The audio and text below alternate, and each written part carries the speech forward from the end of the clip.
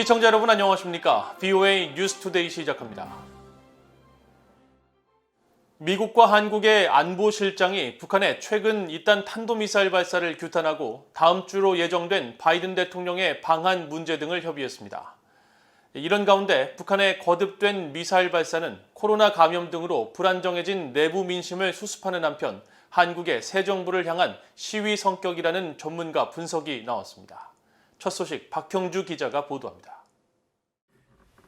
제이크 설리번 백악관 국가안보보좌관이 12일 한국의 김성한 대통령실 국가안보실장과 첫 통화를 했습니다.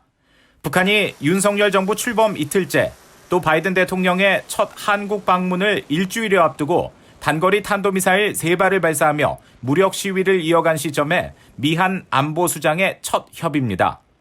이번 통화에서 설리번 보좌관은 김 실장의 국가안보실장 임명을 축하했고 바이든 대통령과 윤석열 대통령의 회담이 폭넓은 미한 동맹의 힘을 확인하는 기회가 될 것이라는 데에 의견을 함께 했다고 백악관이 밝혔습니다.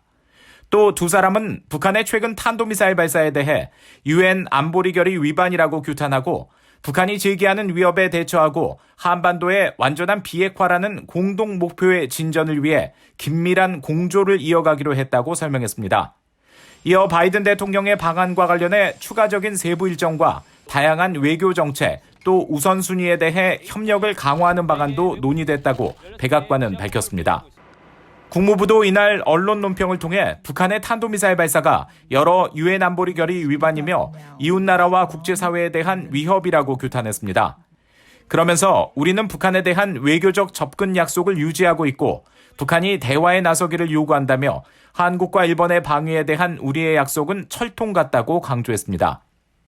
이런 가운데 미국 내 전문가들은 북한의 거듭된 미사일 발사는 무기 프로그램 확대 외에 계속된 경제난과 코로나 확진 시인 등에 따른 대내외 정치적 의도가 있는 것으로 분석했습니다. The situation in North Korea right now has got to be a little bit unstable. People are saying, is this government any good? What's going on that we're having all these troubles? The regime is trying to use what's called a diversionary strategy. They want to divert the attention of the people from their internal problems by demonstrating military strength. 또 새로 출범한 윤석열 정부를 향한 시위 성격이라는 분석도 나옵니다. And I think they wanted to send a message that it doesn't matter if you try to tough with North Korea. We're going to remain a strong country and don't think of ever having us surrender our nuclear weapons or ballistic missiles. 리스 전 실장은 그러면서 윤석열 정부가 출범 이후 북한의 첫 무력 시위에 대해 즉각 중대 도발로 규정하며 단호한 모습을 보인 것은 적절한 대응이라며 바이든 대통령이 다음 주 한국 방문해서 동맹의 강력함을 재확인하는 것이 중요하다고 강조했습니다. VOA 뉴스 박형주입니다. 미국 의회 상원이 미한 동맹을 비롯한 동맹의 중요성을 재확인하는 결의안을 채택하고 미한 동맹은 인도태평양 지역의 핵심 축이라고 강조했습니다. 상원은 12일 본회의에서 외교위 공화당 간사인 제임스 리시 의원이 대표 발의하고 반 메넨데즈 민주당 의원이 공동 발의한 이 결의안을 채택하고 미국이 일본과 한국, 호주, 필리핀, 그리고 태국과 유지하고 있는 동맹은 인도태평양 영내 안정의 토대라고 밝혔습니다.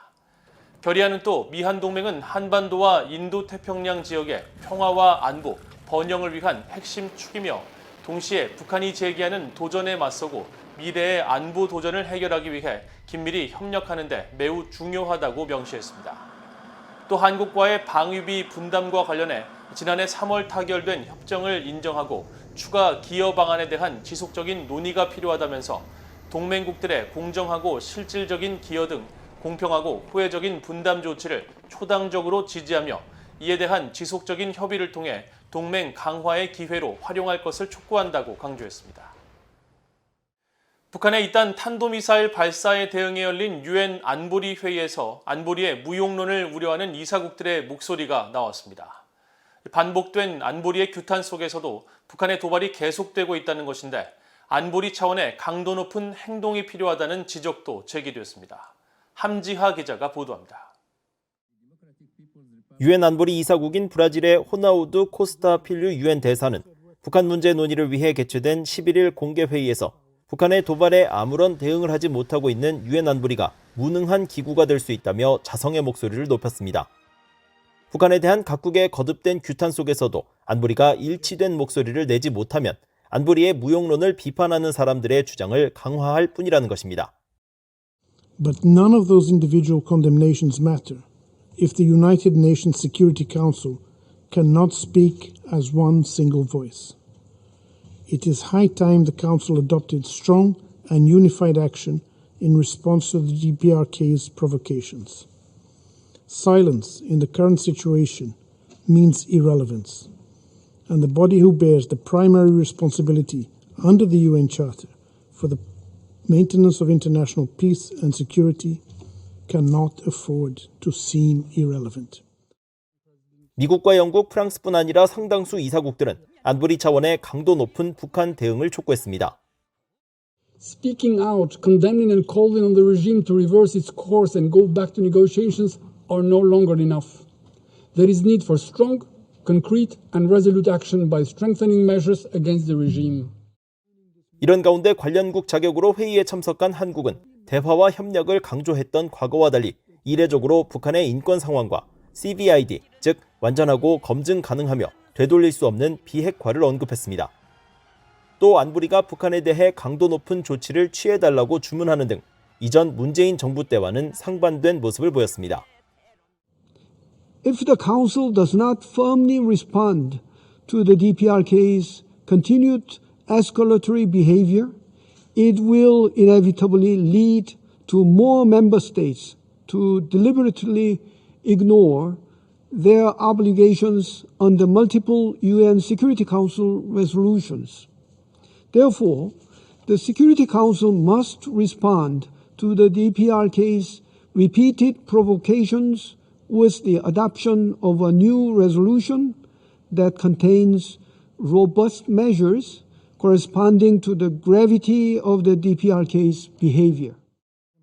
이날 안보리 회의에는 북한의 도발에 대한 일치되고 더 강력한 대응에 나서야 한다는 주장이 나왔지만 중국과 러시아가 미국이 제안한 새 제재 결의안에 반대하면서 안보리의 추가 대북 조치는 어렵다는 전망이 나오고 있습니다.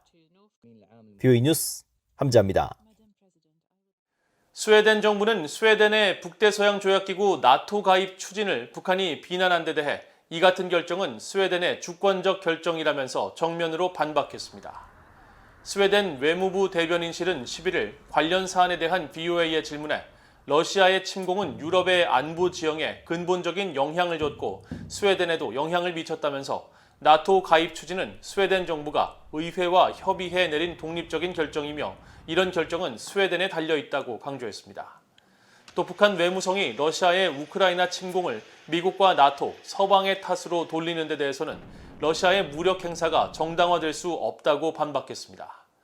앞서 북한 외무성은 지난 6일 핀란드와 스웨덴의 나토 가입이 현실화할 경우 발트해 지역의 군사적 균형이 파괴되고 러시아와 나토 사이의 군사적 대립이 격화될 것이라며 비난했습니다. 신종 코로나 바이러스 감염자가 단 한 명도 없다고 주장해온 북한이 첫 확진 사실을 인정한 것과 관련해 WHO 세계보건기구가 북한 보건성과 접촉하고 있다고 밝혔습니다. 에드윈 살바도르 세계보건기구 평양사무소장은 12일 VOA에 아직 북한 보건성으로부터 북한 관영 매체가 보도한 신종 코로나 바이러스 확진 사례에 대한 공식적인 보고는 없었다면서 이같이 밝히고 국제 백신 공급 프로젝트 코백스를 통해 신종 코로나 바이러스 백신 관련 정보를 계속 제공하는 등 북한 당국과의 협력에 전념하고 있다고 말했습니다. 한편 북한의 거부로 코로나 바이러스 백신 배정을 취소해온 코백스는 북한이 처음으로 신종 코로나 바이러스 확진 사실을 인정함에 따라 대북 코로나 바이러스 백신 배정 계획에 변화가 있을 수 있냐는 VOA의 질문에 북한이 백신 접종 프로그램 시작을 결정하면 코백스 목표에 따른 기준 등을 고려해 북한에 다시 백신을 배정할 것이라는 기존 입장을 재확인했습니다. 조 바이든 대통령은 12일 화상회의 방식으로 열린 제2회 코로나19 정상회의 기조연설을 통해 미국은 전 세계 국가가 신종 코로나 바이러스와 싸울 수 있도록 190억 달러 이상을 제공하고 115개국에 5억 회분 이상의 백신을 전달했으며 추가로 5억 회분을 더 전달할 것이라면서 신종 코로나 바이러스 종식을 위해 국제사회와 협력해왔다고 밝혔습니다. 바이든 대통령은 또 신종 코로나 바이러스 대유행은 아직 끝나지 않았고 할 일이 많이 남아있다면서 국가와 지역사회별로 모든 사람들이 백신과 추가 접종을 할 수 있도록 보장하고 검사와 치료에 대한 접근을 전 세계적으로 확장해야 한다고 강조했습니다. 한편 지난 10일 취임 이후 처음으로 이날 국제 다자회의 무대에 참여한 윤석열 한국 대통령도 화상 연설을 통해 신종 코로나 바이러스의 전 세계적 대유행에 맞서 한국이 국제사회에 더 기여할 수 있도록 노력하겠다는 뜻을 밝혔습니다. 윤 대통령은 특히 시급히 백신이 필요한 국가들에게 충분한 공급과 안전하고 빠른 접종을 지원하면서 WHO 세계보건기구와 글로벌 바이오 인력 양성 허브를 구축해 개발도상국들의 백신 자급화 노력을 적극 지원해 나갈 것이라고 강조했습니다. 이상으로 VOA 뉴스투데이를 모두 마칩니다. 시청해주신 여러분 고맙습니다.